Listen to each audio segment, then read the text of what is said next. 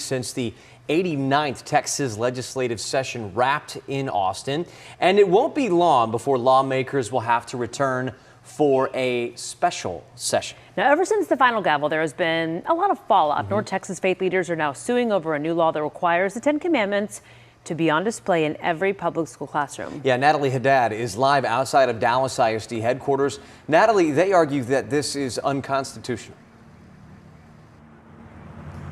Yeah, Matt, there are 8 parents from the Metroplex that are suing the Texas Education Agency, or as we know it, the TEA. They are also suing Dallas, DeSoto, and Lancaster ISDs. They are asking asking a judge to declare Senate Bill 10 unconstitutional and to keep it from taking effect. Now, this bill requires that the 10 Commandments be displayed in every public school classroom in the state of Texas. The plaintiffs, these parents, some of who are Christian ministers, some who are Muslim, have kids who attend these school districts in North Texas. They argue the law violates their rights to decide how and when their children learn about religion.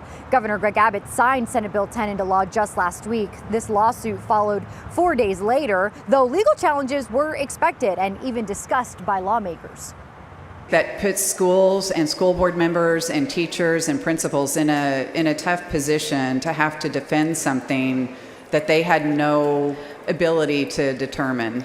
They do that every day with laws that we pass in this room. That is very true.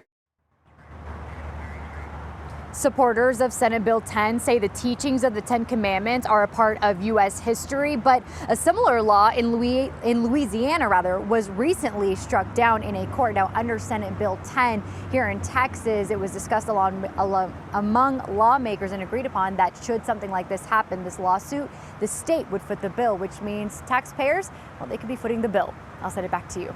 Okay, thanks for the update, Natalie. So also at odds within the state, Governor Abbott and Lieutenant Governor Patrick.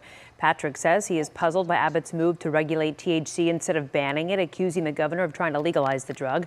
Abbott fired back, calling Patrick's attempt to ban THC well-intentioned but flawed. Lawmakers returned to the Capitol in July for a special session to try and find common ground with that bill. And if you missed any of the big moments from this past legislative session, we have a special streaming right now on WFA+. It's called After the Session. So it's our political reporters and a team of experts breaking down the big topics and how it'll impact you in the future. The app is free right now. You can download it to your TV.